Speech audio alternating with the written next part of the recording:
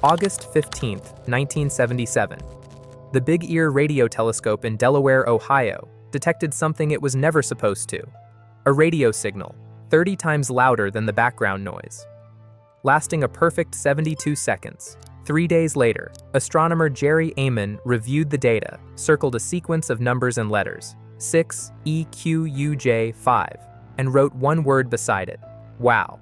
The signal came from the direction of Sagittarius at 1420 MHz, the same frequency neutral hydrogen emits naturally, and the one SETI scientists predicted aliens would use as a universal calling card. And here's the haunting part. It never happened again. 6EQUJ5 isn't random code. It represents the signal's strength as Earth's rotation swept the telescope across the sky, rising, peaking, then fading away gradually. It behaved exactly like something fixed in space. The signal was narrowband, confined to less than 10 kHz of spectrum. Natural cosmic sources are wideband. Artificial ones are tightly focused. This was focused, engineered. Yet the Big Ear had two feed horns, each giving a slightly different view of the sky. A true astronomical source should have appeared in both, producing two bursts 3 minutes apart. The wow signal appeared only once, as if it was cut off mid-broadcast. Big Ear kept scanning that same patch of sky for weeks. Nothing. A year later, still nothing. For 24 years, it remained the longest continuous SETI project ever, and no similar signal appeared. Data analyst Robert Gray spent decades chasing it, using the Very Large Array in New Mexico, one of Earth's most sensitive telescopes, still empty. In 2022, the Green Bank Telescope and Allen Array observed the exact coordinates, over an hour of coverage combined. Silence.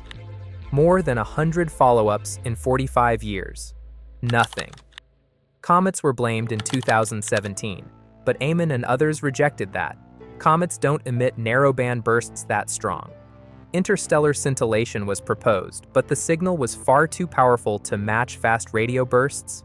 Too short, milliseconds, not 72 seconds.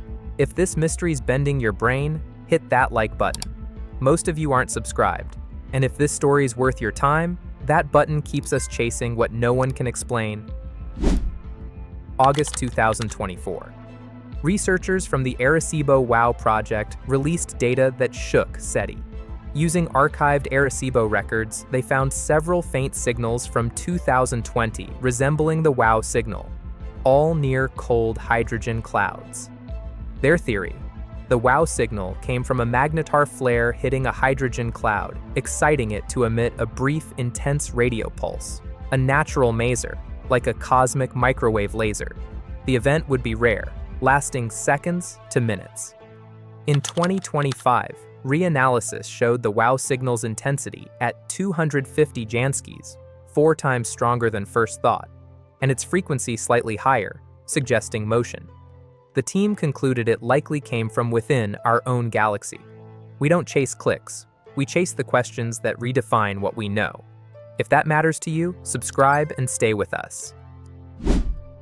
So, was it aliens? Jerry Amon once said it could be the first sign of extraterrestrial intelligence, but he also admitted we should have seen it again. SETI requires replication. One-time events can't be verified. The magnetar theory fits the strength, frequency, and duration, and why it never repeated. But critics argue no such events been observed directly. Seth Shostak at SETI remains skeptical. The comet idea's dead, scintillation's flawed, and even the magnetar model lacks proof. The single-horn detection still puzzles scientists. Nearly 50 years later, the most famous potential alien signal remains unexplained. The WOW signal changed SETI forever. It proved telescopes could detect anomalies matching every prediction for alien communication. It also showed how fragile discovery can be. One event, never repeated, still sparking debate half a century later. In 1993, Congress cut SETI's NASA funding.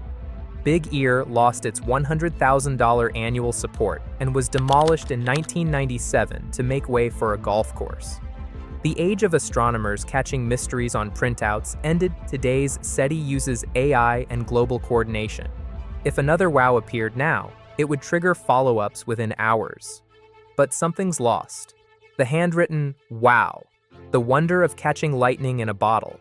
The signal stands as either our closest brush with alien contact, or a natural event so rare we've seen it once. Either way, it reminds us the universe is stranger than we imagine, and some questions never end. They just evolve. We uncover the scientific forces and mysteries that reshape what's possible. Always clear, always fast. Hit subscribe if you're ready for what's next.